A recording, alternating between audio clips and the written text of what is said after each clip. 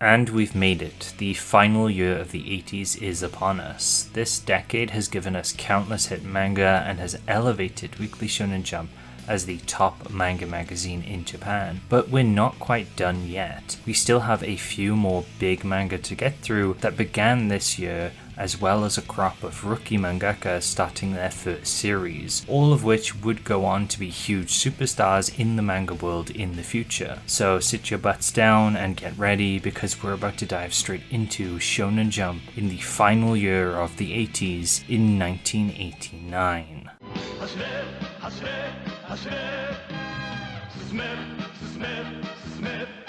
As has become tradition for the last few videos, we'll be starting again with JoJo's Bizarre Adventure, since Part 3 Stardust Crusaders started this year. Part 3 would be much longer than the previous two parts, spanning 16 volumes and 152 chapters, and seeing Joseph Joestar return, now age 67 and in Japan, to visit his daughter Holly and grandson Jotaro Kujo. Things aren't quite as they seem though, and are a little bizarre, since Jotaro has been imprisoned. What's more is that this is a self-inflicted imprisonment, because he's been possessed by an evil spirit. It's then revealed through Joseph and his friend from Egypt, Avdol, that this is no mere spirit, but a stand, a super powerful guardian spirit that acts as an extension of someone's will. Here we see Jotaro fight Avdol's Magician's Red with his Star Platinum as a sort of test and to get him out of the prison cell, showing him that these stands aren't strictly malevolent beings, but something that can be controlled. Alongside this, we learn that Dio's coffin from all the way back in Part 1 has been unearthed, or unseed, making him central to the plot again, and his reappearance is heavily tied into the phenomenon of the stands. This must have been absolutely wild in 1989. JoJo was already plenty weird, especially with Part 2's Pillar Men, but the comeback of a previous antagonist and stands, this would have been really fun to read week by week. The core conflict would also then see Joseph, Jotaro and Avdol form the Stardust Crusaders after seeing that Holly has also developed a stand and is dying due to it and Dio's influence, with it being too powerful for her to control. As such, they must journey to Egypt to find and defeat Dio, but along the way they'll face various stand users from across the world, all upping the levels of gore, tactical battles and world culture that Araki peppered through previous parts. Some of the first stand users they encounter, Kakyoin, the user of Hierophant Green, and Polnareff, the user of Silver Chariot, also would join them in their journey after having been saved from Dio's flesh buds. Kakyoin's encounter at the school is a lot of fun, keeping the mystery of what exactly stands are capable of and taking a big horror angle. I didn't remember Kakyoin being so creepy here, in the anime at least. Polnareff then is a lot more cocky and definitely one of the best characters of this arc, with his Silver Chariot fight being a very quick and fun one that pits him against Avdol, which creates a nice dynamic between these two characters, which will be explored later on. Polnareff's backstory is also where things start to get really interesting as well, because he's tied in with some other stand users we'll meet in the future who killed his sister. Between these fights though, we then have the Tower of Grey arc, which establishes a few neat things. Stands don't have to just be humanoid entities, some can be weird little flies that bite people's tongues off. Another thing is often it's easier to find the stand user itself, so you can kill them quickly so you don't have to deal with the stand, as some of them can be hard to attack. Also, planes aren't really that safe a mode of transportation, and it risks potentially hundreds of thousands of people's lives despite being the quickest way to Egypt, so the crew often do not fly via air. We then also get through the Dark Blue Moon, Strength, Ebony Devil, Yellow Temperance, and Emperor/Hangman duo arcs throughout the year. These introduce a whole mix of unique stands that see the Stardust Crusaders deal with threats at sea with Strength and Blue Moon, individually with Ebony Devil and Yellow Temperance, which focus on how their attackers deal with stands that are seemingly invulnerable, and then Emperor and Hanged Man is a bigger and more enthralling battle, introducing one of the best characters of the series in Hull Horse, a charismatic gunslinger who I love a ton and will get to meet again thankfully.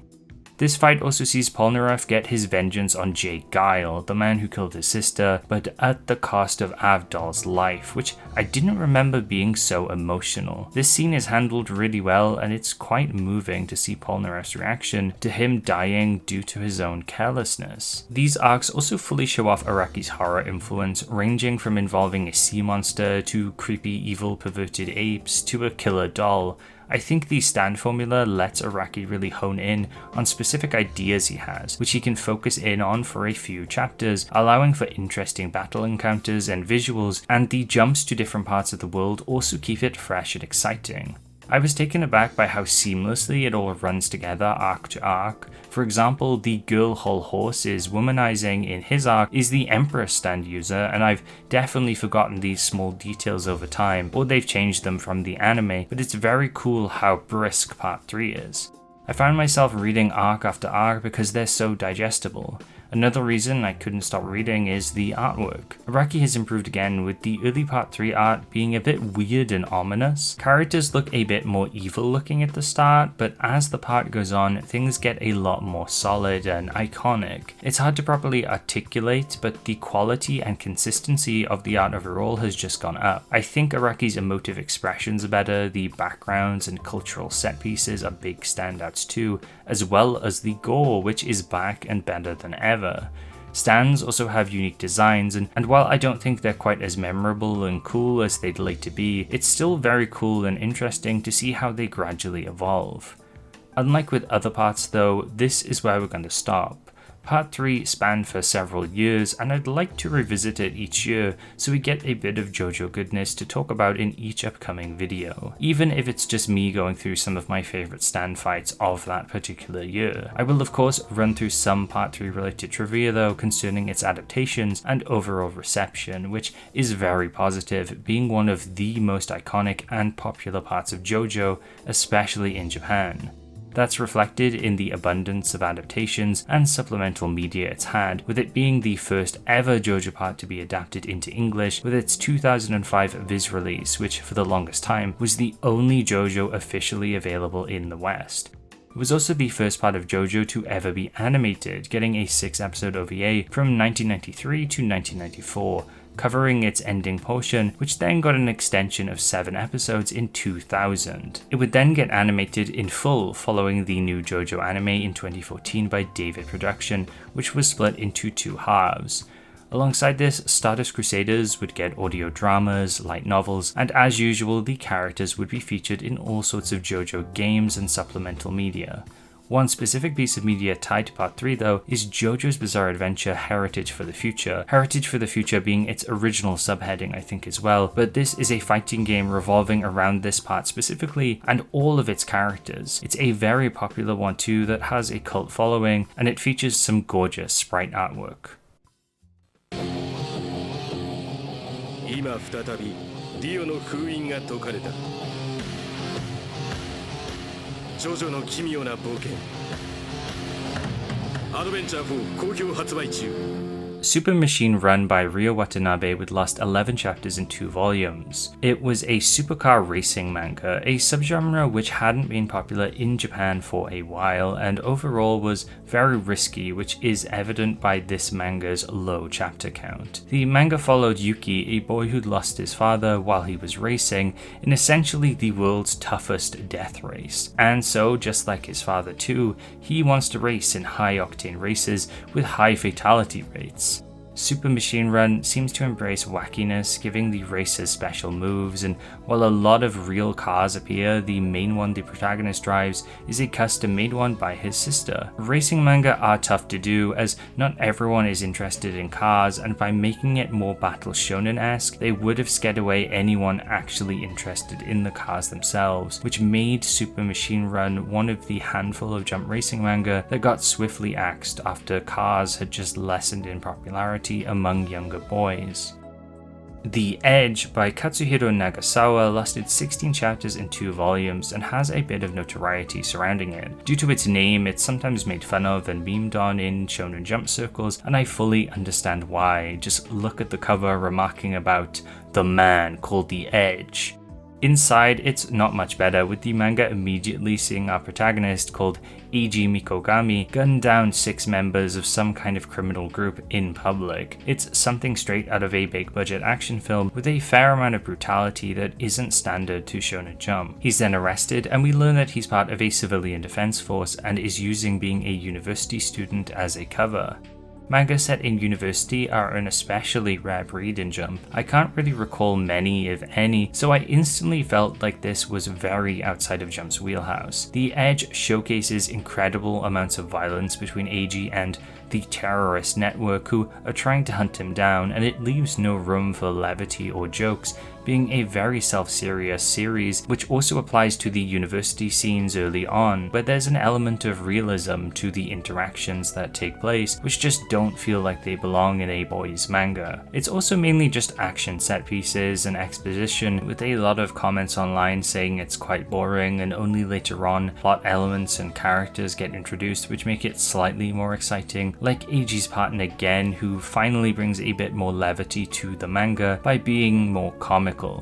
The Edge is a fascinating attempt for Jump to branch out, which is something they did from time to time in this period, but I think what The Edge presented with its over-the-top action violence just was not a good fit for Jump, and it couldn't have ever lasted very long. Lasting 32 chapters and 5 volumes, we have the introduction of a Jump legend in Cyborg Jiichan G by none other than Shigeru Hijikata, and you might be wondering, who? Well, this is actually Takeshi Obata, the artist behind Death Note, Bakuman, and Hikaru no Go, among some other great manga under a pen name. Usually Obata would be paired up with a writer like Oba for Death Note, but this is 100% all his story, and it's a gag manga, which I thought was quite interesting compared to his later work, where it's a lot more psychological or drama-based stuff. The one thing Cyborg Jiichan G keeps is the level of detail in Obata's art, but it's instead a fast-paced, off-the-walls gag comedy series about a grandpa who has scientifically augmented himself to become a cyborg. The technical drawings of his body and the many other robots are really impressive for a first-time serialization in particular, and it shows that Obata has always been a very strong draftsman. But back to the plot, we have a superpowered cyborg grandpa, but what exactly does he do? Well, gardening, of course. He built his body for agriculture, so at least initially, the manga is full of jokes pertaining to old people and gardening.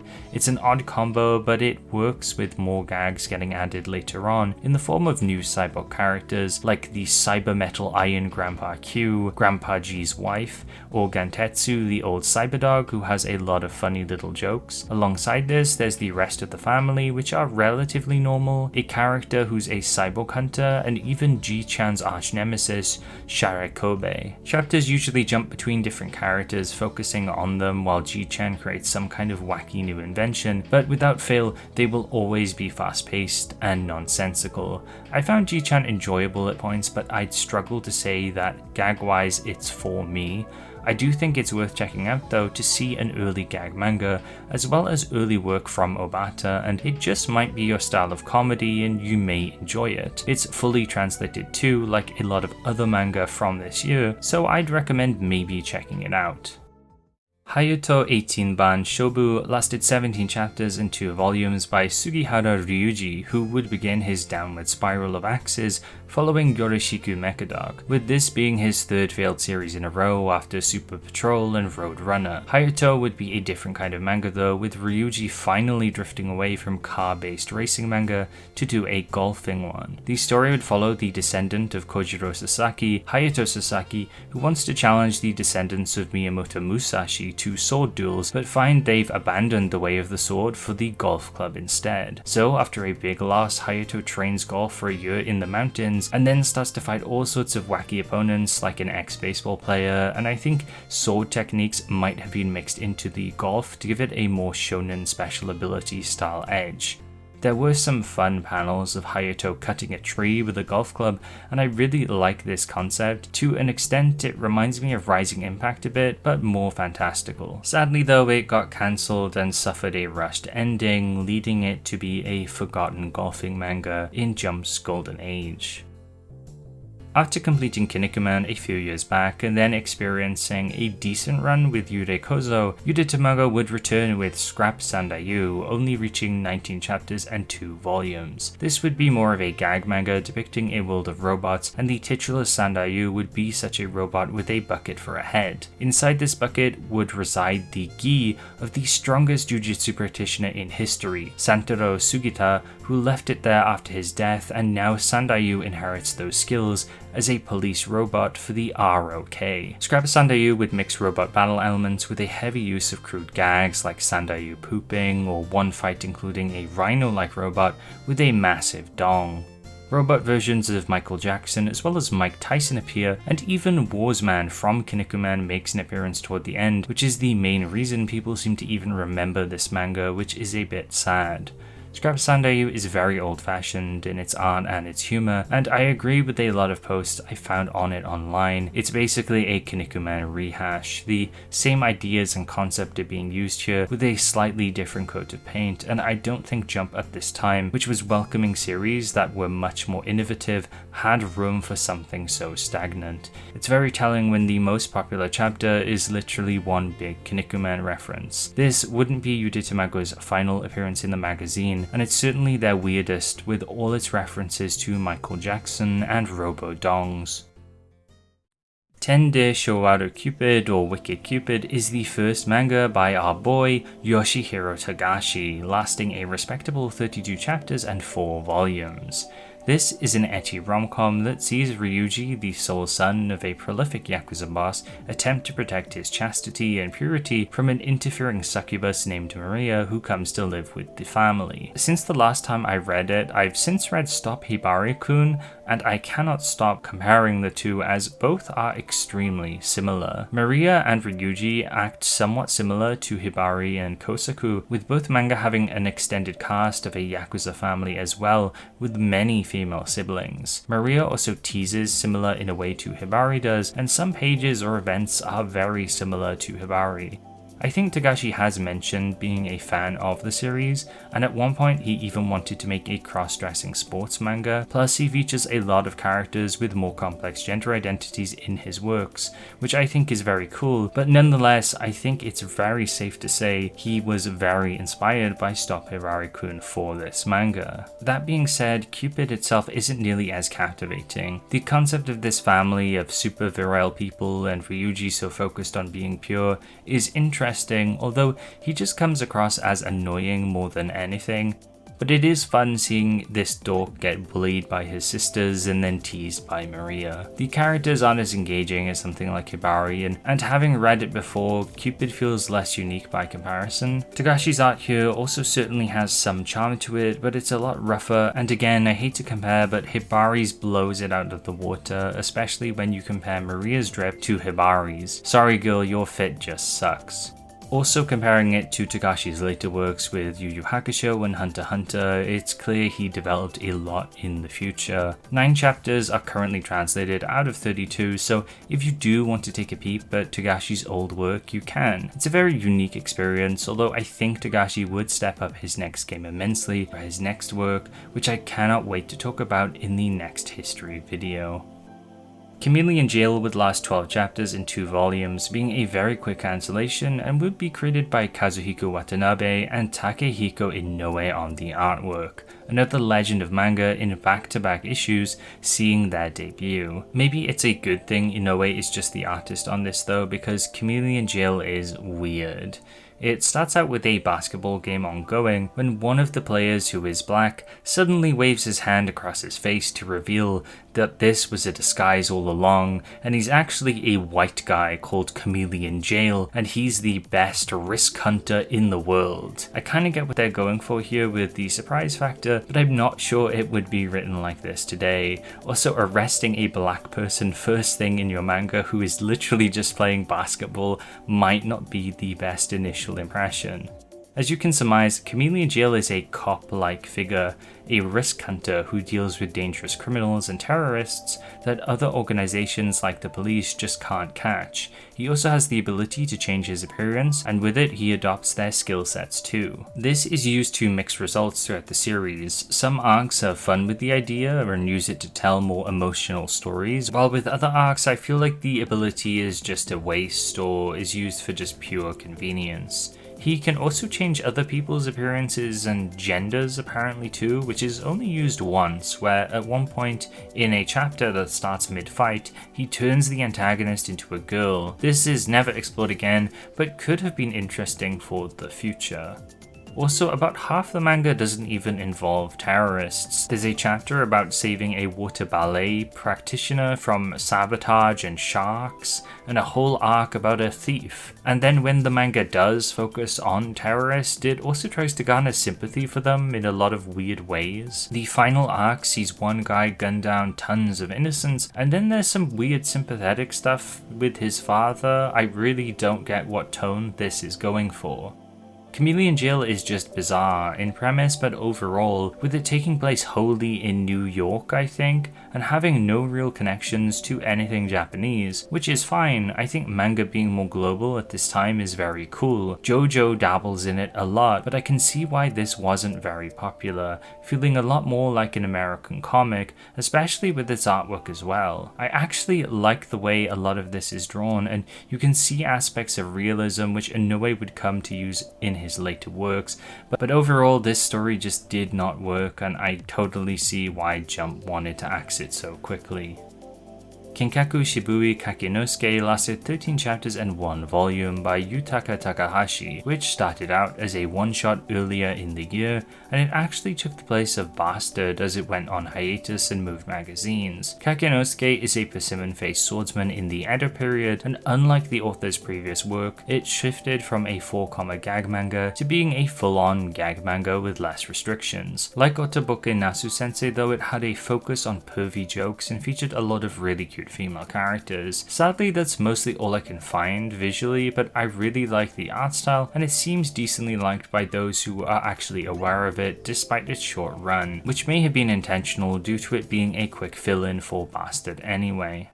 Kojimaki is back with his final Jump manga, The Green Eyes, which lasted 21 chapters and 3 volumes. Yet again, we follow a hero outside of Japan, and this time it's in the Amazon rainforest, which has been filled with all manner of mutant animal hybrids. To combat them and others threatening the natural order, Mother Nature has sent her strongest soldier in The Green Eyes, or Hiroki, a plane crash survivor who was only a baby at the time, who has been brought up by the Amazon itself.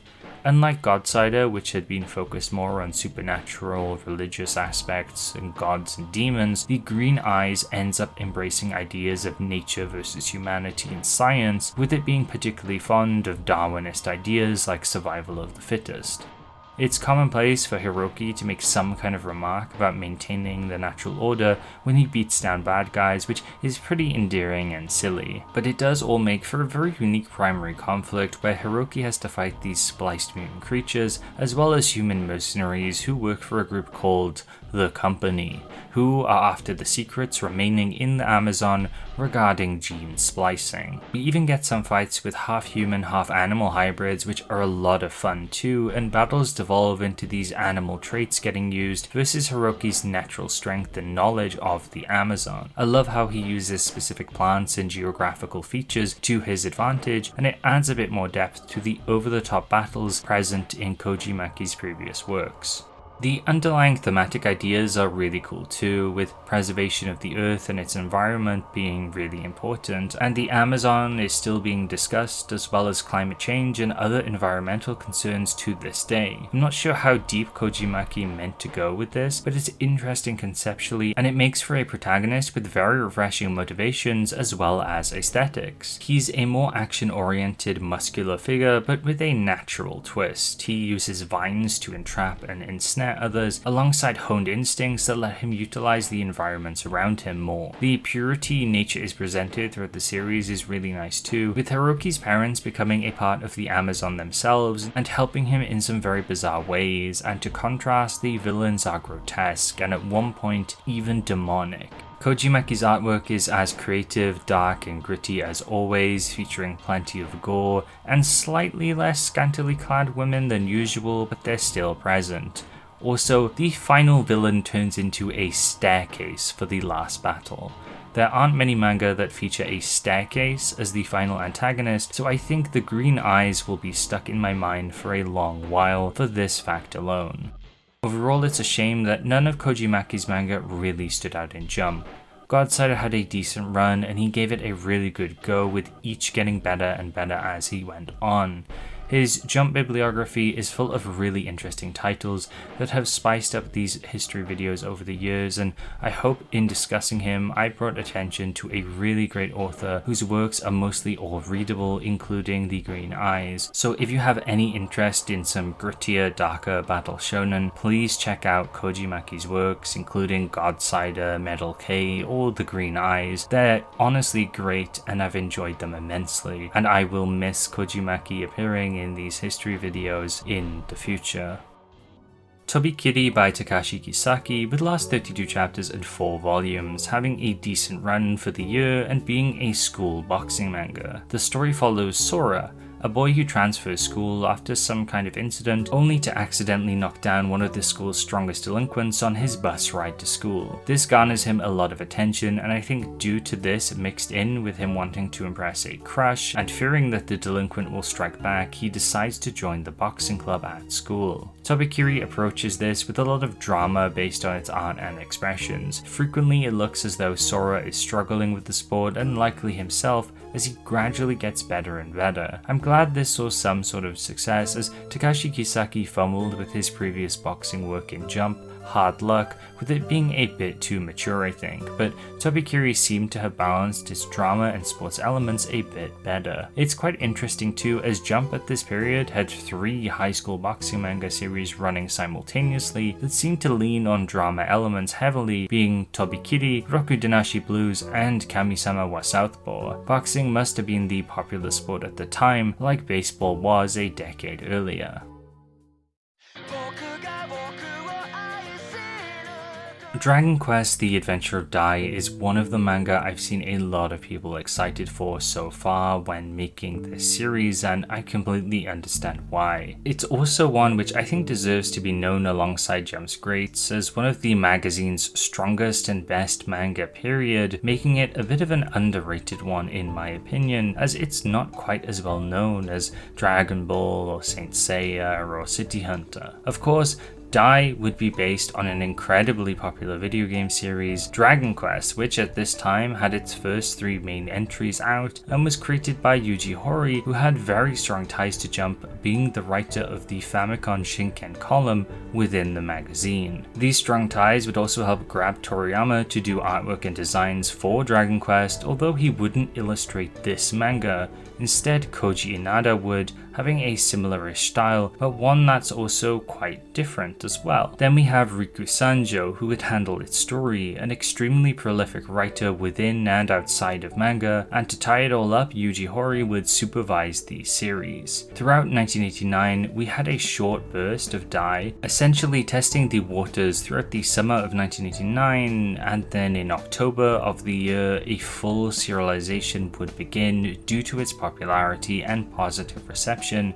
spanning 334 chapters and 37 volumes. Dragon Quest would follow the titular Dai, a young boy raised by monsters on Delmuren Island, who is quickly embroiled in an epic adventure to save the very world from the forces of darkness commanded by the king of the underworld Vern and his various evil generals. Along the way though, Dai gains great allies in the form of the magician Pop, one of the best Weekly Shonen Jump best bro characters to ever exist. Seriously, his character growth is great. Mom joins as well, the magic gun wielding badass lady, and a whole host of other great characters with all sorts of different backgrounds and abilities would come in later years. What I love about Dai the most might be its pacing and sense of adventure, with their quest constantly changing and moving, often in unexpected ways. This is in large part to the Dark Army they face and the different generals, each of which controls a different portion or species of monster under their banner. For example, Crocodine is the commander of the Fur Fang Legion, of all the beasts, plants, and animals, whereas Mistvern, the weird cloaked ghostly looking fella, is in command of the Shadow Legion, a group comprised of ghostly entities. These characters will often show up in unexpected ways to thwart our protagonists, sometimes together even, which throw a massive curveball into the story and sets up these arcs where things get very engaging and serious very quickly as tons of different parties are fighting each other at once. There's also a great sense of progression in general, with characters training, learning new moves and skills, which feels like they're leveling up just like in the video game. The tropes of RPGs and shonen battle manga align perfectly here, and it executes a lot of the classic shonen battle/adventure formula perfectly for me. The escalation in power is great,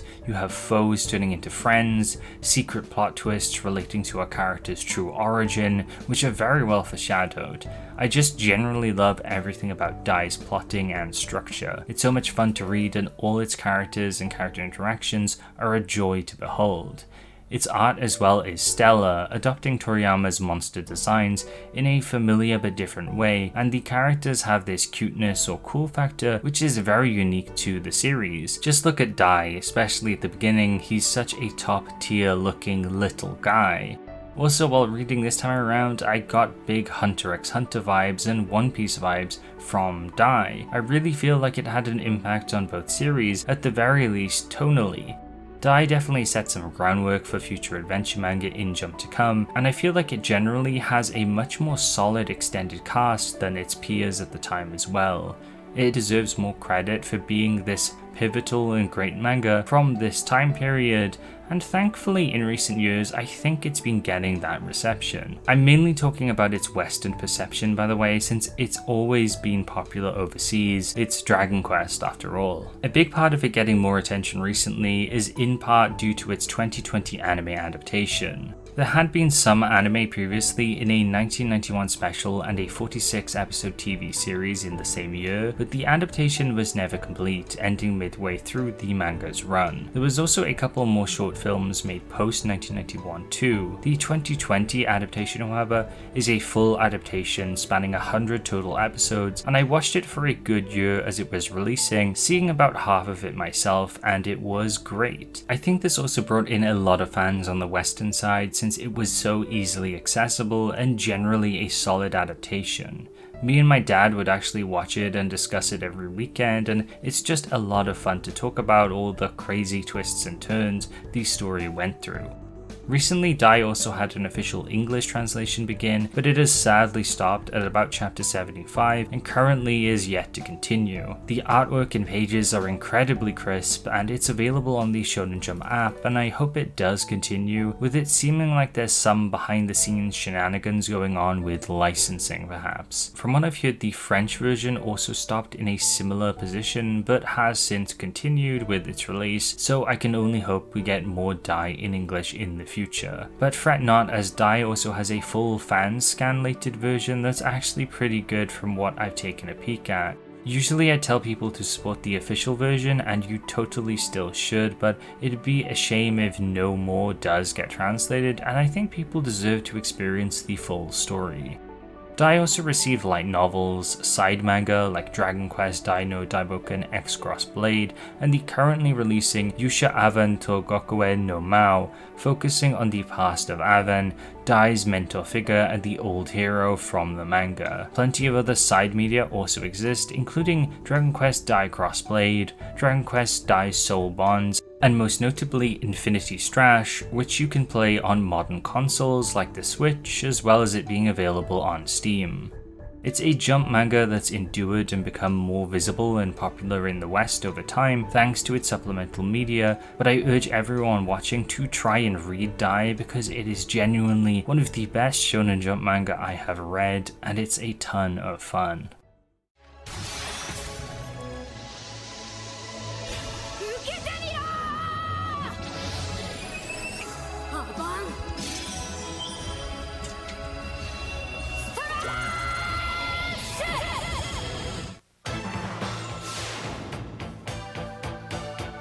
はここにヒーローたちが集結した。ゲームと呼ぶには面白すぎる。ファミコンジャンプヒーロー列伝。 Famicom Jump Hero Retsuden was released on February 15th, 1989 and was the first Shonen Jump game being released for the Famicom or the Nintendo Entertainment System. The game saw players wandering a world, encountering and gathering jump heroes from all sorts of series to combat an alliance of evil jump villains who were plotting together to take over the world. Interestingly, the cast reaches back in time, since this was put out for Jump's 20th anniversary, so we get to see some old faces which we haven't seen for a long time, including Mankichi from Otoku Pikigeki Daisho, Isamu from Boy of the Wilderness Isamu, Kyuchi Uno from Astro Kyudan, Joji Kano from Doberman Deca, and even some from manga that have recently left the magazine like Kenshiro from Fist of the North Star and Kinnikuman from Kinnikuman. Most of the big hitters of the time were here too, like Goku, Seiya, Ryo, but some interesting picks included Riki Hikoku from Godsider, and plenty of other series were represented with other NPCs or references. Gameplay saw it as an RPG, which mixed various minigames into the mix like fighting, sports, racing and shooting elements to match the different series and to simulate this gathering of different worlds and characters. The cartridge for the game itself is also apparently unique in that it's about 2 times bigger than most NES games, and furthermore, for Shonen Jump's 50th anniversary, a limited edition Shonen Jump themed Famicom or NES Mini was released, preloaded with this game alongside a bunch of other Shonen Jump games and the sequel to this game, which we'll end up talking about in the 1991 history video. Jump Hero Retsuden is an interesting experiment, partially created to give mangaka a secondary stream of income for those who didn't have anime adaptations yet apparently, but its merging of different series to create this grand adventure is something I find really charming, and it's an interesting piece of Jump history which I had to mention somewhere.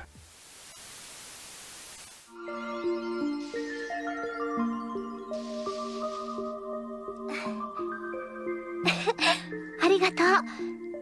早速私のビデオを見てくれたのね。私、天野愛、16歳。君の名前は？どうしたの？元気ないね。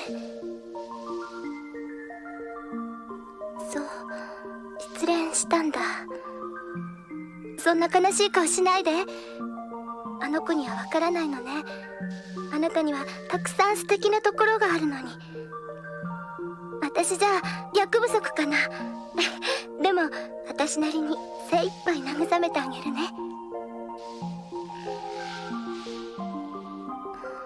そう、そんなに苦しいんだ。あなた心から私を必要としているのね。いいよ、今日からいつもあなたのそばにいてあげる。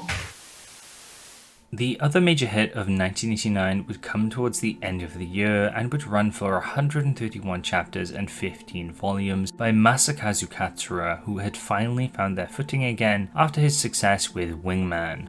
Video Girl Ai would see him embrace the romance and ecchi elements of the prior series but keep some light sci-fi elements, and this would lead him to great success as well as creating a pivotal work in the shonen romance sphere. Video Girl Ai follows 2 characters primarily. I think with stories like this, I would usually put the focus on the main male character, the boy who wants to date all of these girls and make a harem, but equally, I think Video Girl Ai is just as much, if not more, her story. We're introduced to Yota first though, a kind of aloof young high schooler who has the nickname of Dateless. He has a crush on a girl called Moemi, but it turns out that she likes Yota's best friend, and Yota is then heartbroken when he hears this news. Then on his way back home, he comes across a magical video store that only shows itself to the pure of heart, and it's here where Yota finds the videotape that Ai is on. Upon watching it, he gets this kind of consolation video where Ai is telling Yota that things will be okay and that her existence hinges on her being there to heal his broken heart. and then she begins to come out of the TV. The series introduces the concept of video girls as these objects essentially that exist to console men. They're perfect, pretty, subservient, and nice girls, but Yota's VCR is broken, so what comes out is a quote-unquote imperfect Ai. She isn't at all how she's like in the video. She's brash, tomboyish, and speaks her mind. Yota is now stuck with her though, and despite these qualities, they hit it off, with her vowing to still help him with his love life by trying to get him closer to Moemi. Video Girl Ai then spends the rest of its run focusing on Yota and his relationships with 3 girls: Ai, Moemi, and a later introduced girl called Nobuko. As well as this, a considerable portion is focused on Ai herself, the organization who created her, and her journey to become human. Along the way, there's plenty of classic miscommunications, characters making the wrong choices, and the worst possible things happening at the worst possible times, which creates a lot of drama. And unlike a lot of other series of this kind, I actually kind of like Ai. The way it approaches its drama and characters is a bit more mature, and it's not afraid to wallow in its own angst and sadness. For volumes at a time, it feels like characters are struggling or just depressed with their messy love lives, and it's constructed in a way that makes a lot of sense to me. I also mentioned it was an ecchi series earlier, but to be honest, there isn't even that much in the way of ecchi scenes, although you will see a lot of bare chests. I was actually surprised by the maturity of some of these sexual scenes in Ai. Granted, some aren't great, but others are these slow, sensual, and even romantic encounters showing 2 young people explore these feelings. It doesn't feel like it's there for the readers to just gawk at, but the emotions the characters are feeling are what's put first and foremost in these scenes. There's also a whole arc that deals with the character's sexual assault, and surprisingly I feel like it's handled with a lot more care than I thought it would be. The ramifications of the event are explored for that character, and they're given quite a lot of agency. I think it also lends itself to some deeper thematic exploration too, but I won't get into the nitty-gritty of that because my thoughts are way too jumbled on it. I actually have a ton of thoughts on Video Girl Ai overall, to the extent I've included some in one of the more recent Patreon podcast, but I might even be open to making a whole video about it at some point. It did leave that much of an impact on me. Video Girl Ai isn't perfect, but it's this especially interesting manga that does a lot of things right, and I feel like it's a massive jump from something like Kimagure Orange Road, and Ai may just be one of my favorite Shonen Jump characters period now. She's genuinely really lovely, she's kind but has this more abrasive personality where she likes to tease and just tell you how things are. One of my favorite things about her is she'll do this thing where another character will exhibit a positive behavior, and then she'll say, "Found one of your good points." It's just an incredibly supportive and charming little detail that makes Ai this very lovable character, with flaws but one that's genuinely likable for their personality in a broader way. She's very human, which is ironic because that's kind of her whole journey throughout the manga. Another big thing I want to praise with Video Girl Ai is the artwork. Masakazu Katsura has leveled up considerably from Wingman, and I think this style, which blends in more realism in his expressions, is very cool. It's something he'd refine even more by ease, but by then I think his art gets into the uncanny valley territory for me that isn't as nice. Couple the gorgeous illustrations with tons of great fashion and amazing detailed backgrounds and fun compositions, and you just have one of the best looking Jump manga period. It's amazing that he could do this on a weekly basis. As mentioned with the realistic faces too, this often leads to some staggeringly beautiful panels of people's expressions. So much is just conveyed through little subtleties like the character's eyes, and it really adds to the drama that fills the manga. As you can probably tell, I really like Video Girl Ai, and it's something I'm not alone in, with it being one of the most popular works of the period, and it getting numerous adaptations, including a 1991 live-action film, as well as a 2018 live-action series, showing its long-lasting legacy and popularity. I think the live action series also has a sequel season called Video Girl Mai, which takes some liberties in telling a brand new story with original aspects not present in the manga. Video Girl I would also receive a ton of other supplementary media like novels and possibly even a game, but one of the biggest is a 6-episode OVA from 1992 that covers the first arc of the manga, and it's actually at a place where it acts as a nice short and condensed version of the manga as a whole that avoids some of the worst parts of the later manga. If you do want to read it though, it's readily available and fully translated, with official paperbacks and digital versions being around even now, although it could get pricey if you opt to go the physical route. Even so, if you want a classic Shonen Jump romance drama manga, I think I is definitely worth taking a look at. AT Lady by Takeshi Nomura lasted 11 chapters and 2 volumes, following Number 7, a ditzy robot girl and detective who causes havoc for her fellow buddies in the Metropolitan Police Department, as well as the city she inhabits. This is yet another police-style gag manga, but with more of a focus on cute girls and ecchi or crude humor.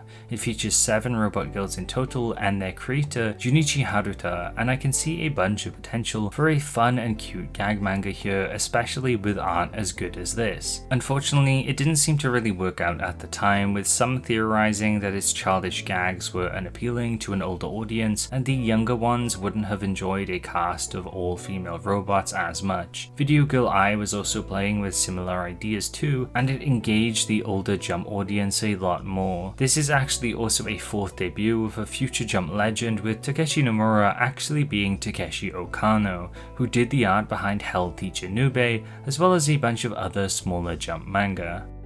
So now that we've covered all of 1989's new editions, let's have a look at the overall roster of Jump to see how it changes throughout the year. As usual, at the beginning we have our classics: Dragon Ball, City Hunter, Saint Seiya, Rokudenashi Blues, JoJo, Sakigake Otokojuku, and of course our old faithful gag manga, Kochikame. Bastard is still here doing its dark fantasy ecchi thing. Yamashita Taro is here still, since baseball is ever so loved in Japan. Jungle King Ta-chan, the Momotaro, Tsude ni Tonchinkan, and Moero Onisan are all big gag manga at the time, which are all still around, as is the newer Boku wa Shitakata-kun. Magical Talo Talo is also here, which would be a slice of life gag manga with some ecchi elements that was at the beginning of its run and would later become extremely popular. Kami-sama wa Southpaw would then be a decently successful boxing drama series, and Cyber Blue would be a gritty cyberpunk / sci-fi romp, and then we're left with The Legend of Sho, the short-lived tennis follow-up to Captain Tsubasa, and Dinosaur's Journey, the even more short-lived but more beloved dino documentary manga. As I said in the last history video, Jump was in one of its best states it had ever been in, but how will 1989 shake things up? What will leave and what will join? Well, first off, JoJo would move from Battle Tendency to Stardust Crusaders early on within the year. We would also lose Cyber Blue, The Legend of Sho, and Dinosaur's Journey. Tonchinkan would leave the magazine early in the year, ending its run of over 4 years, and the Momotaro would end at the very end of 1989, cutting the magazine's gag manga by quite a bit. Bastard would also be transferred to Shonen Jump's seasonal special issues by August of the year, popping up there on an irregular basis, which opened up even more room in the magazine. We then filled the magazine back up with a few new big hits: Dragon Quest: The Adventure of Dai being a brand new adventure series, and Video Girl I finally bringing romance back to the magazine, and both would run for several years from here on onwards. Tobikkiri and Tende Showaru Cupid would last a bit longer than regular axes, not being big hits but not the quickest axes ever either. We then have The Green Eyes and AT Lady, as well as Ace, which would begin in the first issue of next year, which we'll talk about in the 1990 history video. I think here we traded an overall higher quality batch of mid-tier Jump manga for a couple of classics in Dai and I, which would bring a lot more variety to the magazine and are much better known than Tonchinkan, Momotaro, or Cyber Blue, though I do think the loss of Bastard is a bit sad, though it likely left due to author health reasons. We are still well and truly in the golden age here, with most of the roster consisting of absolutely legendary manga, and next year we would see the birth of 2 mega hits, so Jump overall is doing very well. As a little bonus this year, we also got another Akira Toriyama one-shot that came out in the 13th issue of 1989, Karamaru and the Perfect Day, a short 19-page one featuring this adorable little ninja called Karamaru as he goes out looking for mushrooms to sell and does some errands for his grandpop. Like the others I've mentioned, these can be read in Akira Toriyama's manga theatre, and I highly recommend trying to grab a physical copy or reading it on the Shonen Jump app. Toriyama's little stories will surely bring a smile to your face, and the art is stunning as usual.